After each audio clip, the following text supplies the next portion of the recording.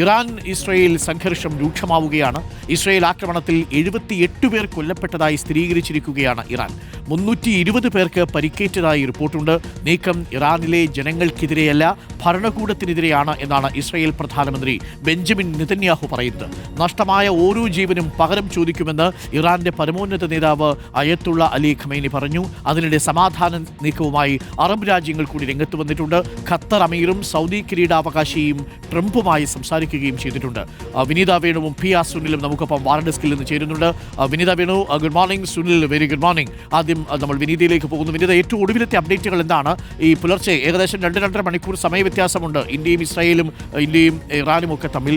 അപ്പോൾ ഇന്നലെ രാത്രി മുഴുവൻ സംഘർഷഭരിതമായ അന്തരീക്ഷമായിരുന്നു. ടെഹ്റാനിലും ടെല്ലവീവിലും തുടർച്ചയായി ബാലിസ്റ്റിക് മിസൈലുകൾ ടെല്ലവീവുകൾ കേന്ദ്രമാക്കി വരുന്നു. അതേസമയം ഇറാന്റെ ആണവ കേന്ദ്രങ്ങൾ ലക്ഷ്യമാക്കി ഇസ്രായേലിന്റെ ഭാഗത്തു നിന്നുള്ള ആക്രമണം ഉണ്ടാകുന്നു. വളരെ സംഘർഷഭരിതമായ ഒരു രാത്രി. ആ രാത്രിയിലെ സംഘർഷം ഇപ്പോൾ പുലർച്ചെയും തുടരുകയാണോ? ഏറ്റവും ഒടുവിൽ നമുക്ക് ലഭിക്കുന്ന അപ്ഡേറ്റുകൾ എന്താണ് Vineetha? Doctor Arunkumar, very good morning.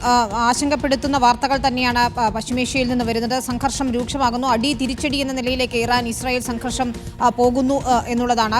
രാത്രി മുഴുവൻ ഇസ്രായേലിൽ ഇറാൻ തിരിച്ചടി നൽകിയിരുന്നു. ടെല്ലവീവിൽ ഉൾപ്പെടെ രൂക്ഷമായ ആക്രമണമുണ്ടായി. ജെറുസലേമിൽ നിരവധി സ്ഥലങ്ങളിൽ സ്ഫോടനമുണ്ടായി. അതിൽ 40 പേർക്ക് പരിക്കേറ്റതായി ഇപ്പോൾ സ്ഥിരീകരിക്കുന്നുണ്ട്. തുടർച്ചയായ മിസൈൽ ആക്രമണങ്ങൾ ഉണ്ടായി എന്നാണ് ഇസ്രായേൽ സൈന്യവും പറയുന്നത്. 400-ലധികം മിസൈലുകൾ ഇറാൻ അയച്ചു എന്നാണ് റിപ്പോർട്ടുകൾ വരുന്നത് അന്താരാഷ്ട്ര ഏജൻസികളിൽ നിന്നും. പക്ഷേ ഇതെല്ലാം ഇസ്രായേലിന്റെ അയൺ ഡോം ചെറുത്തു തോൽപ്പിക്കുന്നു എന്നുള്ളതാണ്. 9 മിസൈലുകൾ മാത്രമാണ് ഇസ്രായേലിൽ പതിച്ചത് എന്നുള്ള വിവരങ്ങൾ കൂടി വരുന്നുണ്ട്. യുദ്ധവിമാനങ്ങൾ വെടിവെച്ചിട്ടു എന്നുള്ള വാർത്തകൾ ഇസ്രായേൽ നിഷേധിക്കുകയും ചെയ്യുന്നു. മറുഭാഗത്താണെങ്കിൽ ഇസ്രായേൽ ഇപ്പോഴും രൂക്ഷമായ ആക്രമണം ഇറാനിൽ തുടരുകയാണ്. അതിൽ ഏറ്റവും പ്രധാനം ഡോക്ടർ അരുൺ, ആണവ കേന്ദ്രങ്ങൾ തന്നെ ലക്ഷ്യമിട്ടുകൊണ്ടാണ് ഇസ്രായേൽ ഇറാനിൽ ആക്രമണം നടത്തുന്നതാണ്.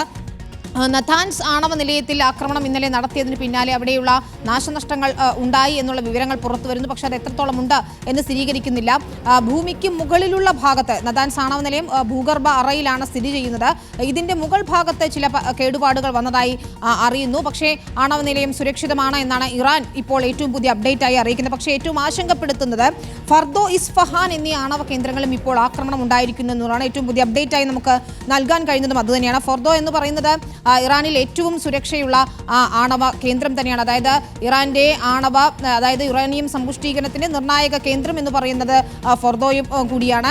അവിടെയും ആക്രമണം ഉണ്ടാകുന്നു എന്ന് പറയുമ്പോൾ അത് ആശങ്കപ്പെടുത്തുന്നത് തന്നെയാണ്. ഒപ്പം മെഹ്റാബാദ് വിമാനത്താവളത്തിലും ആക്രമണം ഉണ്ടായിട്ടുണ്ട്. അതിന്റെ ദൃശ്യങ്ങളൊക്കെ പുറത്തു വന്നിട്ടുണ്ട്. വലിയ തീ അവിടെ പടരുന്നത് നമുക്ക് ദൃശ്യങ്ങളിൽ കാണാം. ഏതായാലും വലിയ രീതിയിൽ സംഘർഷാവസ്ഥയിലേക്ക് കാര്യങ്ങൾ നീങ്ങുകയാണ്. 78 പേരുടെ മരണം ഇപ്പോൾ ഇറാൻ സ്ഥിരീകരിക്കുന്നു.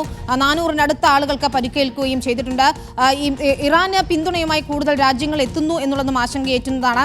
യമൻ ഇപ്പോൾ ഇസ്രായേലിലേക്ക് ആക്രമണം നടത്തുന്നു. ലെബനനിൽ നിന്നും ഇസ്രായേലിലേക്ക് ആക്രമണം ഉണ്ടാകുന്നു എന്നുള്ള റിപ്പോർട്ടുകൾ കൂടി വരുന്നുണ്ട്. അതേസമയം ഗാസയിൽ ഇസ്രായേലിന്റെ ആക്രമണം തുടരുകയും ചെയ്യുകയാണ്. ഏതായാലും പശ്ചിമേഷ്യയിലെ സാഹചര്യം എന്ന് പറയുന്നത് അതിരൂക്ഷമായ സംഘർഷത്തിലേക്ക് നീങ്ങുന്നു എന്നുള്ളതാണ് ഈ മണിക്കൂറിലെ ഏറ്റവും പുതിയ അപ്ഡേറ്റ്.